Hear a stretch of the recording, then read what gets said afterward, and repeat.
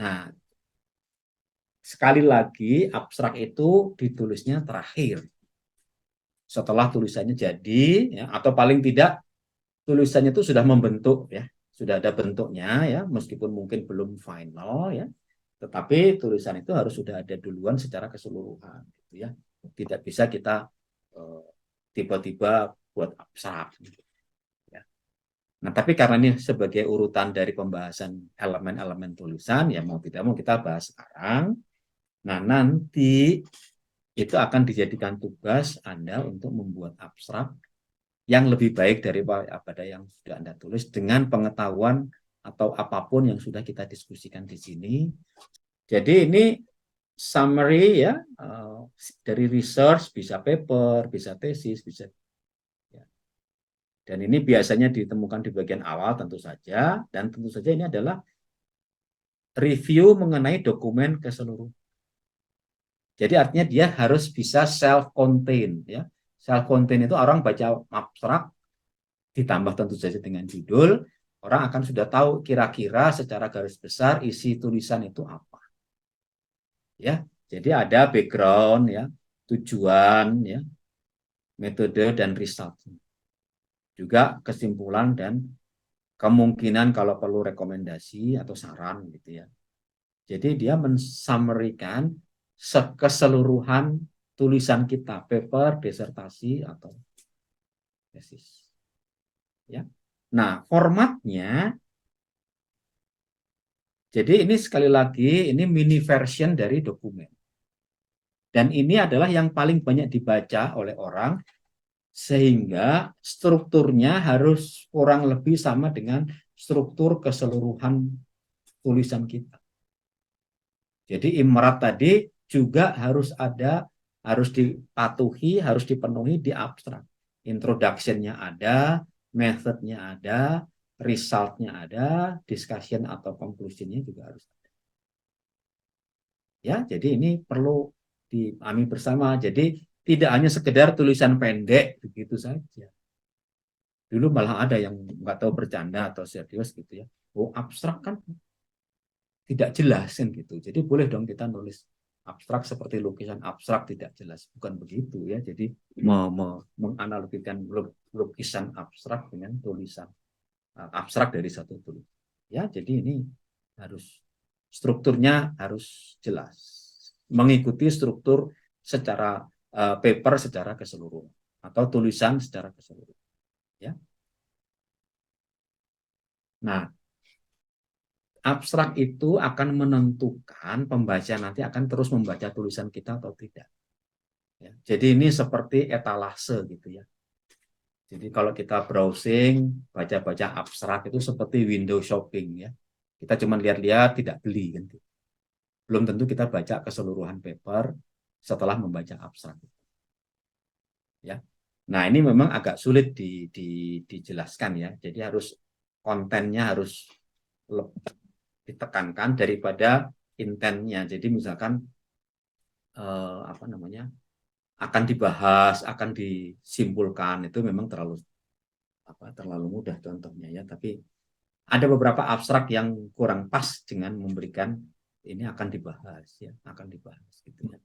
Jadi kontennya apa begitu, ya. Nanti mungkin bisa kita lihat melalui contoh. Nah, harus diusahakan itu kuantitatif, ya. Meskipun bukan berarti kemudian angka-angka langsung dimunculkan semua, tidak, ya. Kuantitatif itu harus ada ukurannya, ya. Metode ini menghasilkan apa yang lebih baik. Nah, lebih baiknya itu harus terkuantifikasi, ya.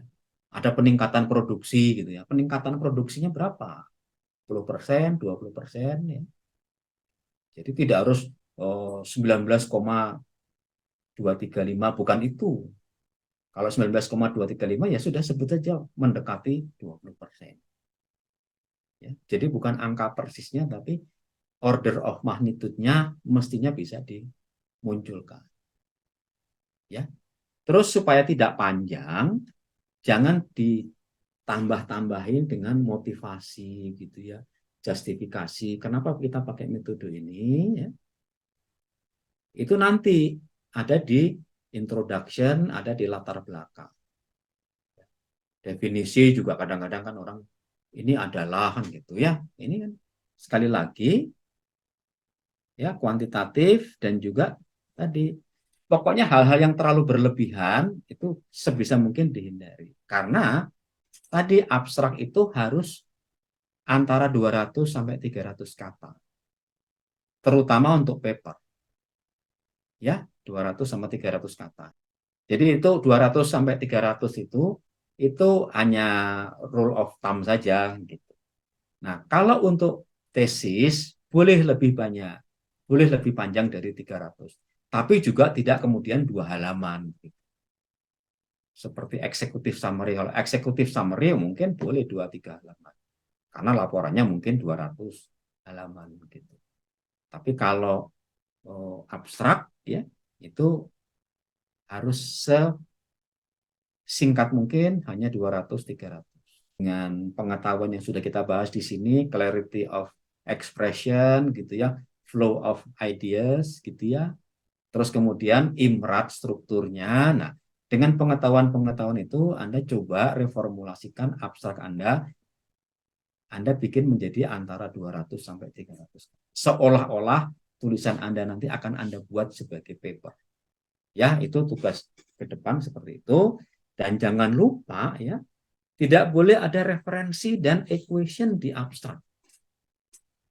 Ya, tidak boleh ada ini tahun sekian menyatakan bahwa begini-begini, tidak.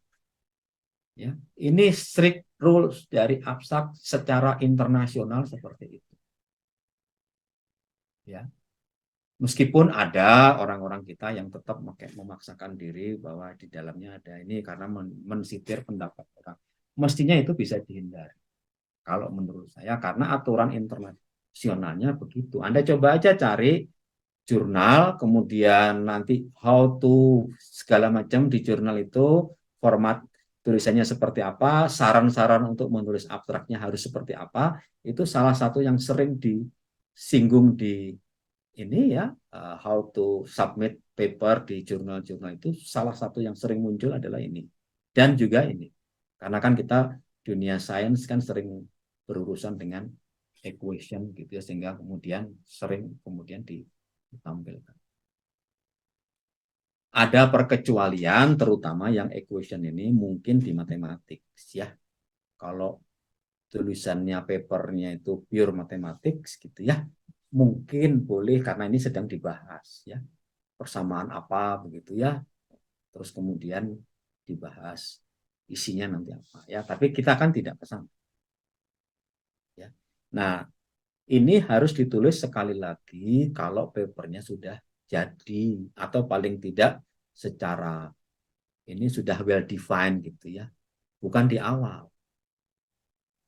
Nah, kalau mau ditulis di awal itu hanya sebagai latihan, kira-kira nanti anggap saja itu seolah-olah itu adalah outline gitu.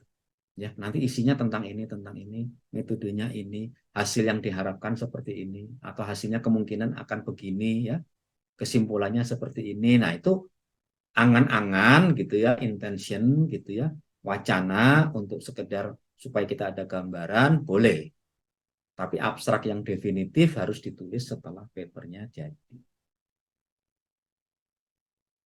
Nah, berikutnya adalah ini berkaitan dengan penggunaan bahasa. Ya, kalau bahasa Inggris biasanya kalau sesuatu yang sudah dilakukan ya, kayak tadi data acquisition, were performed kan gitu. Akuisisi data telah dilakukan. Nah, kan masa lampau. Tapi kalau hasil yang nanti mengarah ke generalisasi, kan hasil itu kan masih berlaku terus sampai sekarang.